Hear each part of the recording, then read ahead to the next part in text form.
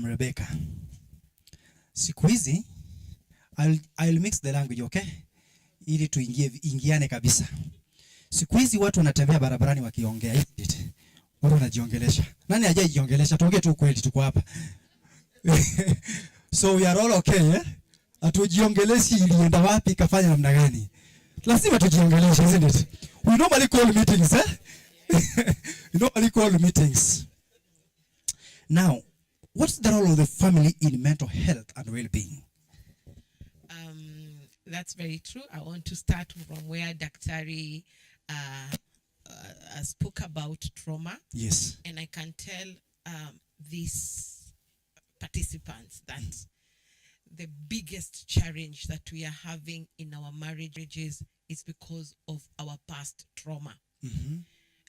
Like 70% of what is happening in our toxic relationship is I'm broken from my childhood or as I'm growing up, and automatically, whether we like it or not, I'm going to attract another broken person.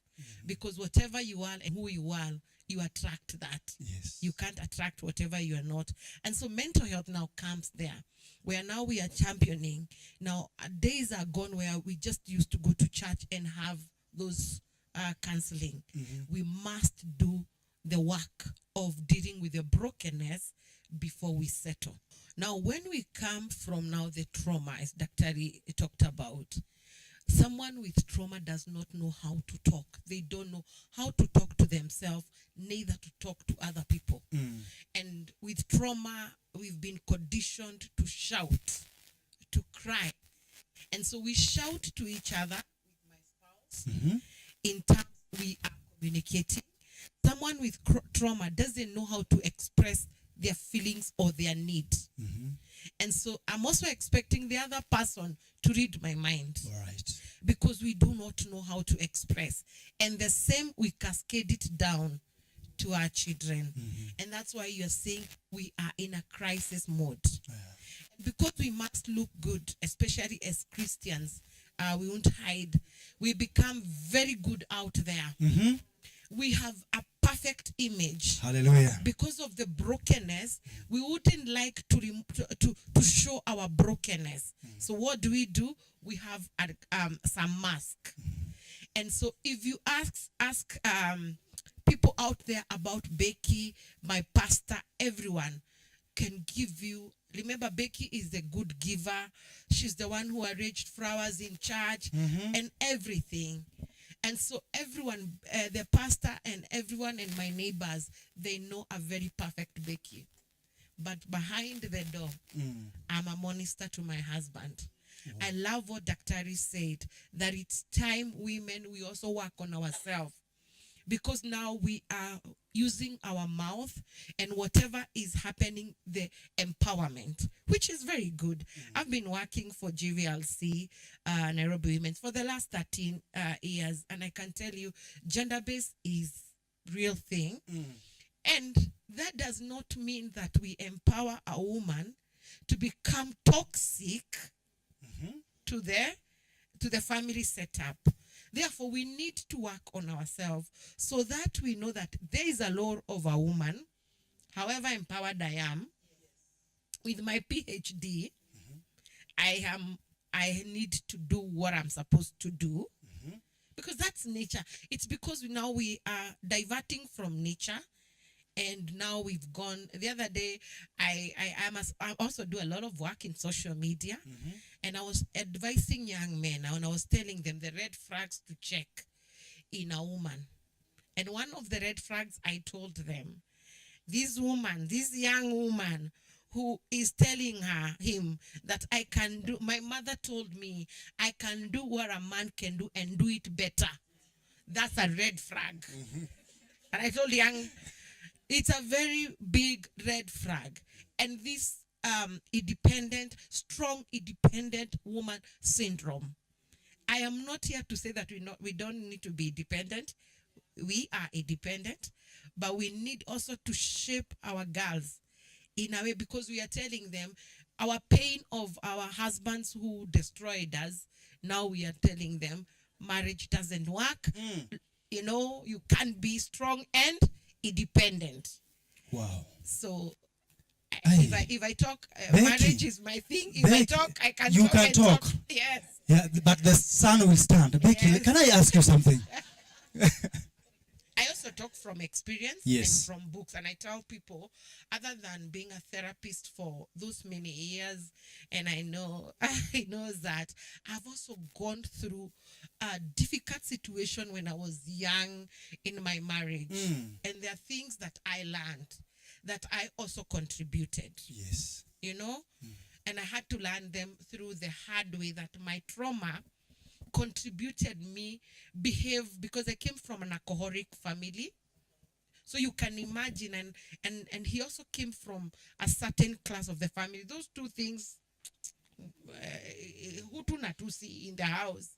So until you work on yourself, so I talk from books, soma nimesoma, and then and then from experience, and also my own experience and the work that I have done in this country. Now, Becky, how do you remove that mask?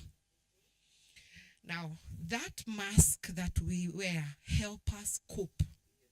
Because what is trauma? Trauma is that pain inside you. It's very painful. It's like a physical wound. It's so painful, so the mask helps you to cope and not feel the pain. People use different things, alcohol, talking, religion, everything we can use to cope. So what you can do, you need to talk to someone, because you need to heal that wound. And until you heal that wound, those pain and wounds will follow you to the grave. Trust me. Now, can I ask you something? You have talked about marriage mentors. Somebody who can maybe help you to stand. Because here, Daktari asked, do we have young couples hawajafika 30 years? Did you hear that? We had about 2 or 3. They are here. What are they seeing in somebody who has been in marriage for the last 30, 40 years? Thank you so much. That was part of the things that I wanted to say. It was in my book. Yes. Role modeling. Unfortunately, we don't have role models. The role models that we are having are the celebrities. Trust me, you have seen that. Who are helping us to say marriage is a scam, right? And we are in an era where we are showcasing and profiling the celebrities' marriages that are not working. But the beautiful marriages in church and where that are working, they are not given a chance. And so we have no role model. And I have a 26-year-old who is a captain. He's at home for vacation. And I remember even the auntie was asking, by there, are you seeing someone? Even me, I asked, and he's like, ma'am, marriage is not a license. And so you can imagine, we have huyu ni mtoto wa therapist. Mtoto wa therapist. We still have a lot of work to encourage, because they don't have role model. But I guess when we are seated here, we can intentional to become the role model, and you do what you can do in your space. You can do something in your space. Yeah. That's why we are here today. I think that's one of the call for action as we are seated here. Can we be the role models? Hiyo tu. You have spoken something, nikasikia ni kama machozi nataka kuingia kwa ubongo, nikasema itoke pale. Now, I have Madam Ann Bogwa. She's from Africa Christian Professional Forums. You have heard what Rebecca said. Now, what is the role of women and family values in changing world? There are threats in the family, isn't it? Yes. And you are a judge, wewe ni advocate, isn't it? Na wewe umepigania watu wengine hata kesi zao ni ajabu, isn't it? Tell us about that. May I first say that I entered into advocacy, contending for the faith and the family, because of the conviction that family is so central in humanity. And in fact, we have always said the family division of the High Court holds all the other divisions. Because if the family is not working, even the CEO, the MD, the CS, the family of the CS, of the MD is not working, even business will not go on there. Exactly. So that's why we came together as Kenya Christian Professionals Forum to contend for the faith and the family in the space of family, life, religious freedom, and governance. Family, because we saw there are so many attacks on the family. Many have been mentioned here, I don't have to repeat.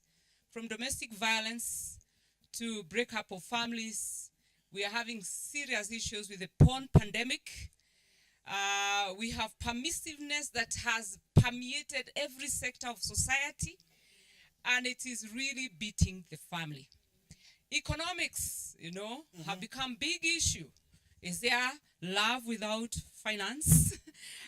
Yes, so it's a big issue. And of course, the philosophy of the people has changed. I liked what Dr. talked about, because we knew family is an anchor. We entered into family for us, not for me, not for money, but to pull together. But the philosophy has been changing. So that is what we've been doing, contending for the faith. I was chair for 10 years. Wow. Handed over to Charles Kanjama, and now I'm devolving this idea to Africa. Why? Because there are so many attacks on the family, even in the continental setup.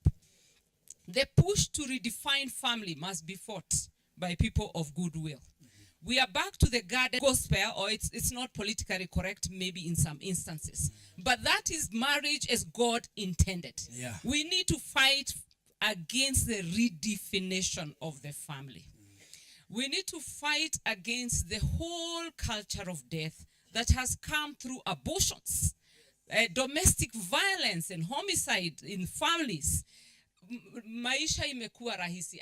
We need to place the value of the family where God placed it. Yes. It is called the sanctity of life. We need to bring it back to the family. But we are also fighting other things like comprehensive sexuality education, which is not what you think as sex education. You can have value-based sex education, but comprehensive sexuality education is not value-based. If you teach children that they can experiment with their bodies, we can give 10-year-olds contraceptives in the name of saving them from this and that. Are we saying parents have failed and we've given up? Are we saying the government has failed and we have all given up? The only thing we can do is to give our children contraceptives at the age of 10. How will they be at the age of 25? And what are contraceptives, and what do they do to your body? And then does that devalue sex, which will be in the context of family? So those are some of the things. Oh yes, they are so sweet. Women are so important, and I'm telling you, women are powerful. Wow. When I'm asking for a man, I want to tell women you are very powerful, and the judge agrees with me. When I'm acting for a widow, I know I am on the side of God, because the husband to the widow is God himself. Oh, yes. So when you go to court to fight for widows' rights, you have the Father, the Son, and the Holy Ghost on your side. So women, you are very powerful, and widows, you are very powerful. But the woman, they say, what is sung in the cradle goes to the grave.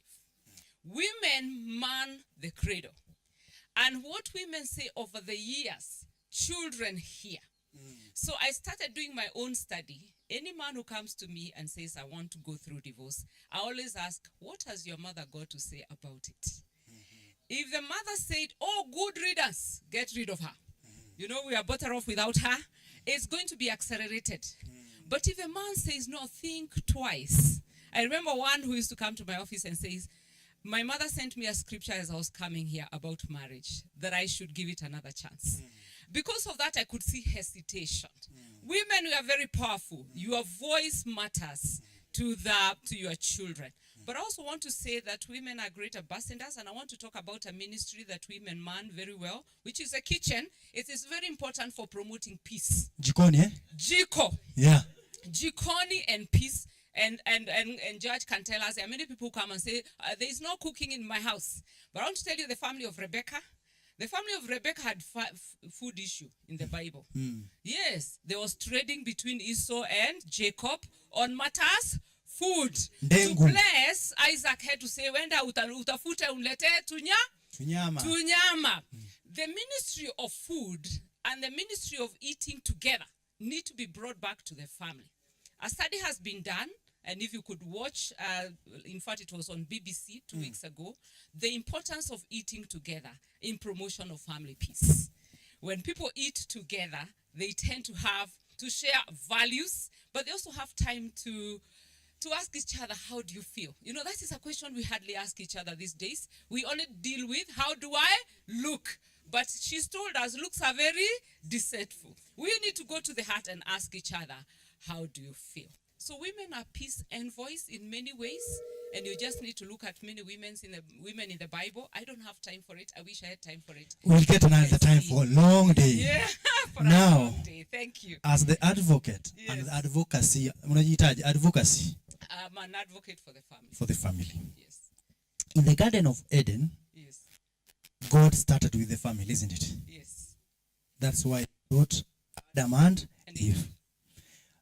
Wamama, don't allow the devil to take that man away from you.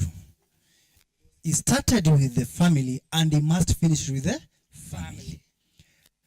Can I talk to the Lady Justice? There are so many cases that comes to your table pertaining the families. So many. And a time came I heard the CJ saying that hizo kesi ndogo ndogo za familia simupeleke kwa wazee nyumbani, isn't it? Now, there are those shared values, family laws, and access to justice. Can we talk about the policies that we should look at as a family badala ya kupigana all the time? What are we supposed to look at? When you are making the judgment to that couple, to that family coming to your table, what are you looking at as a judge, as a mother to your children, and as a wife to your husband? I serve in the family court, and we say we are with you all the way, because we start with you at birth. The issues about birth certificates come to us. The issue about children custody and maintenance come to us. Maybe before we even get to the issue of the children, and sometimes maybe vice versa, we have the issues about marriage that come, the divorce cases that come in. We move over to the children. Beyond the children, we have the matrimonial property cases that are coming in. And then again, we are with you at death, because that is when the succession cases now come in, either about you or your loved ones.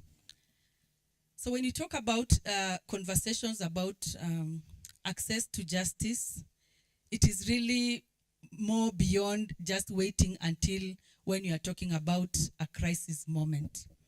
Access to justice could as well just start from the issue of information about justice, because we shouldn't look at it just from an angle of you're waiting for a crisis moment, but can we talk about access to justice so that I have the information about what are these rights that are there.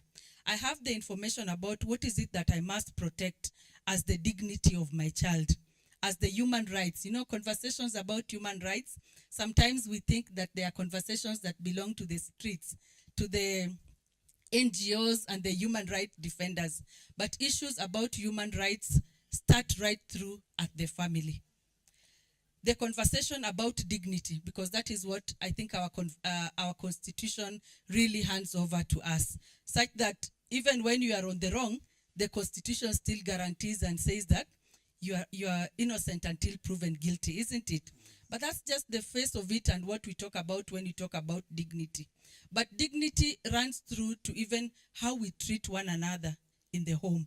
Because how I learn about how we treat one another is how I will treat another outside there. Dignity is about being listened to and having an opportunity to speak up. And there are so many, I think, things that we can talk about when you have the conversations about human rights and the issues about access to justice. But allow me to just focus on that. And then coming in now to issues about access to justice, I think we have made it a norm more than that. Access to justice is when you're able to go to court, when you're able to present a case at the police station, when you're able to have a conversation at the chief's office.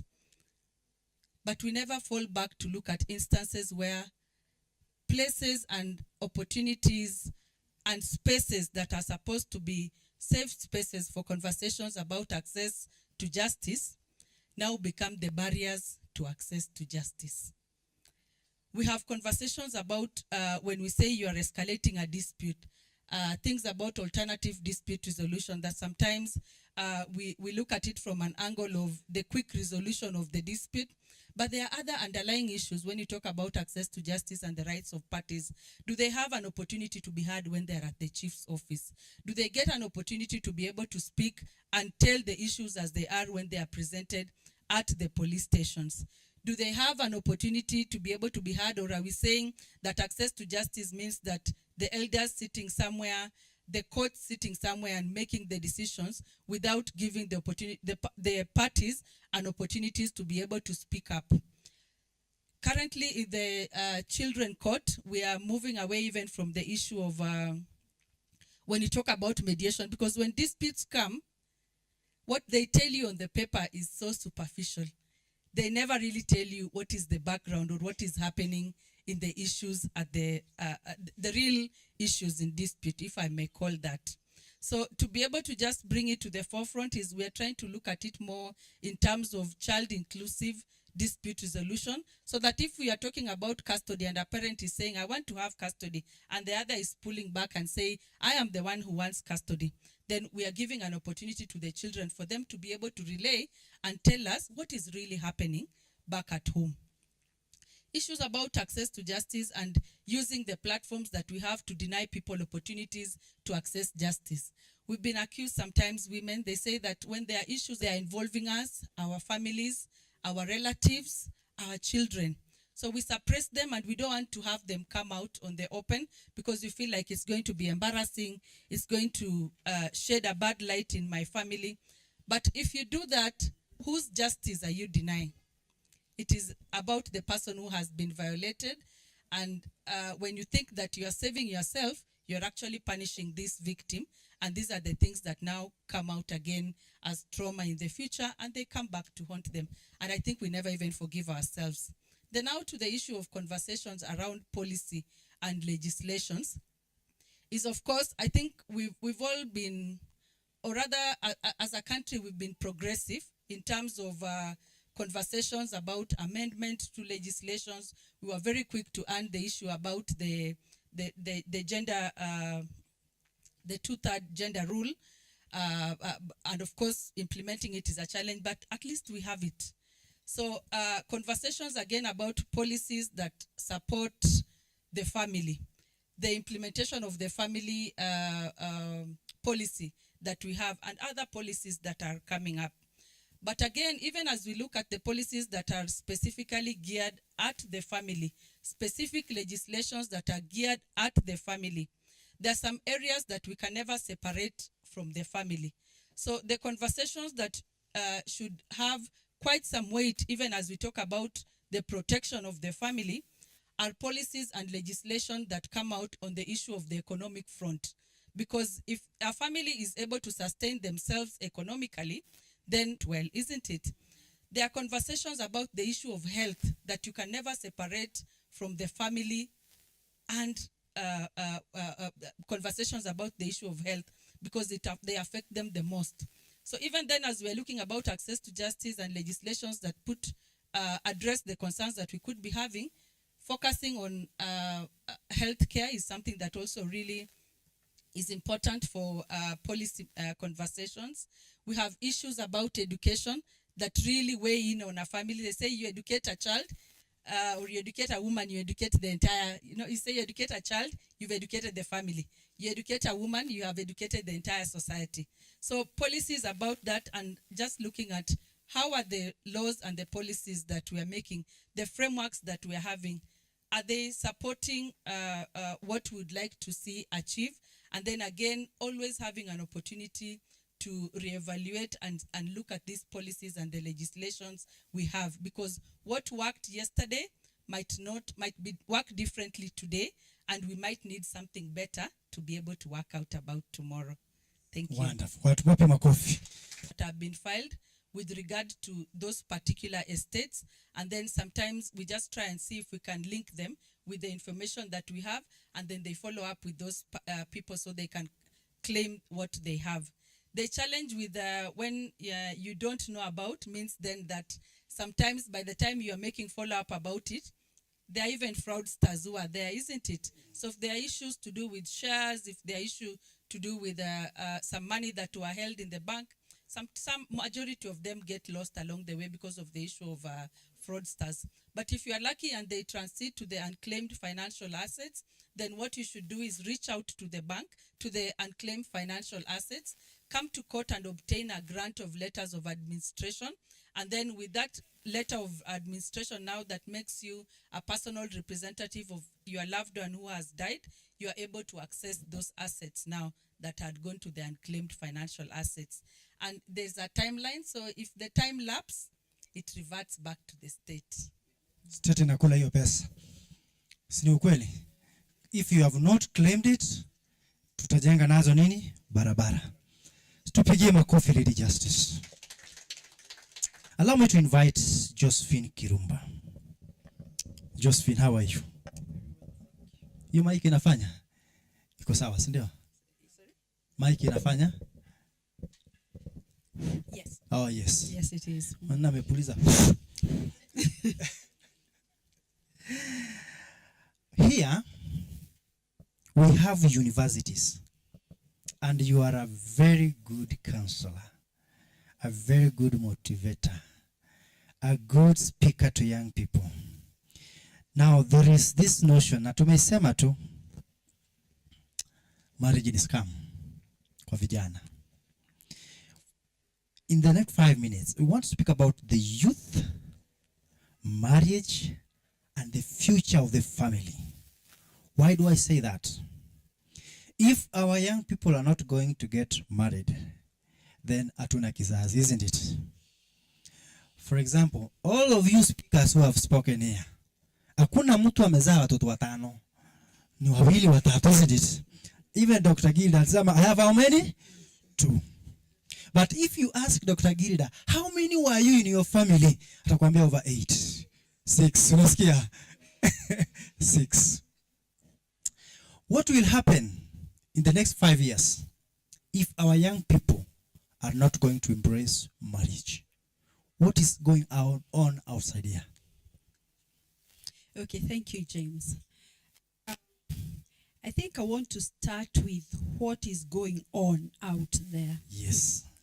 I think we have a very distorted idea of what marriage is. And we think marriage is a wedding. All right? Marriage is a wedding. And I want to start from, again, where Dr. mentioned, is that sometimes we have to own up as parents. When our daughters and sons come and tell us they want to get married, what's the first question we ask? When? Isn't it? When? When do you want to get married? Isn't it? And then what do we start doing? Preparing for the wedding. What do we come up with? A budget. And then we have a guests list. And the wedding day comes, we go to church, we have decorated it, and we can say it, we have done $1 million worth of decoration. We have a reception that is worth 5 million. Now, and we can go on and on and on. And we call that a marriage. And our children have a beautiful wedding. 6 months down the line, like Dr. said, we say we have no marriage. But did we have a marriage, really? So actually, we've never had a marriage. So it's not a marriage that is getting over. It's the show that we had on this day. Right? So we've got to be very careful. And let's say where we've gone wrong, let us correct our mistakes. If that child comes and says they are getting married, first of all ask them, how prepared are they? What do they understand about marriage? Not asking them where the future wife or the future husband works. Where does this guy work? Which family does he come from? And then we also start saying things around there that actually discourage the same people from getting married. And they will never come back to you to tell you they are getting married. They get to 40, they get to 50, you're asking what happened. The voice. The voice. The role modeling we have done in our own homes. Our children are actually saying, ikiwa marriage ni ile ya mama na baba, ebuika, because of the voices and what they have seen. So we need to be very deliberate ourselves to actually say and declare we went wrong. And this is what marriage is all about. Let us have a conversation, even as the church has its conversation. Please let us distinguish between a marriage and a wedding. For me, that's where I would start from. But young people, marriage can be and is beautiful. Marriage is between a man and a woman. Anything else, please don't convince us. It is not marriage. It is something else, whatever it is. I want to be very respectful as I speak marriage, because I know there are ladies in here who may be in marriages, others who may not be in marriages because of different reasons. But guess what? The conversation of marriage won't stop. Your niece is going to get married. What will you tell her? Whether you are married or not. Your nephew is going to get married. He's part of family. And they'll come to you. What are you going to tell them about marriage? My marriage may have failed. Does that mean my son's and my daughter's marriage will fail? No. In fact, that may be very good seed. Right? To say, we did it wrong, this is what we did, this is what we should have done, and therefore ensure that our young people's marriages then thrive from there. Young people, marriage must be intentional. It is something that goes on for as long as you live.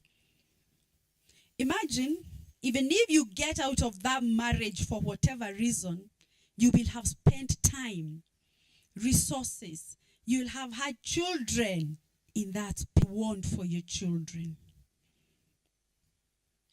Think through it. Marriage is a covenant. And I'm sure we are many Christians here. What is a covenant? Background is a promise between you and the other person in front and in the presence of God, your maker. God must be included in the marriage. Young people, marriage is not about the cars. It's not about the houses. Ask many of us seated here if we don't want to give that story of how everything began, right? Those things will come. Look for them, both of you. Support each other to grow. Yes, as husband and wife, in your careers, in your families, and those things will find you. Imagine when you get there, you'll just be treated like a car. I'm telling you. You'll just be treated like a car. That is what you are looking. They can even give it to their brothers or sisters. This car we bought. Isn't it? I may not have contributed the money, but I did shopping for the house. So you have marriage is lifelong. And please also, especially when you're getting into marriage, because we all hope and pray that God will give us children in those marriages. Ask yourself, what is it that I would want for my children? Those children need to be secure mentally, emotionally, physically, spiritually. And they will only find it in the marriage. We are talking about peace. If the marriage by that is between the two of you, yeah? This is now not the family. So if the marriage is not peaceful, there is no way the family can be peaceful. Young people, and I will say this over and over again, be intentional. Look for all the information about marriage. Those of us who are older than them, let us pump it into them, even if they don't want to hear. The good book says what? Faith comes by hearing, and hearing over and over again.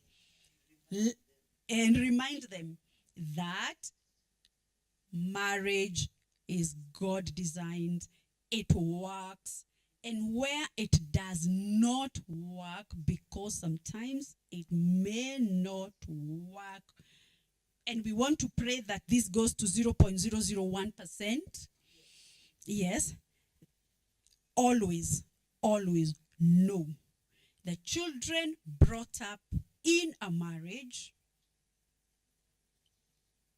will make this nation, this world, very, very peaceful. Yes, Our Lady Justice. Thank you. They say that one of the biggest threats we make to one another in Kenya is not that I will kill you. The biggest threat we make to one another in Kenya is nitakupeleka kotini. So let's change the narrative. I think if we are looking at it in terms of peace, let us look at other avenues that can help us address the disputes that we have. Not all the disputes that paired to the adversarial process that we have.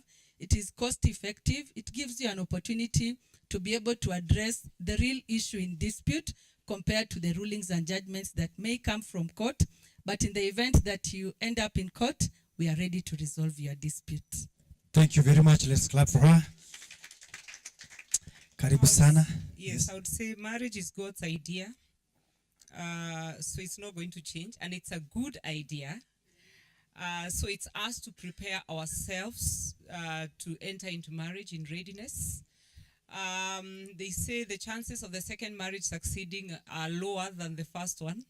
So maybe people should be encouraged to work on the first marriage because the so-called moving on, and I have clients who moved on. Unfortunately, they came back with another divorce.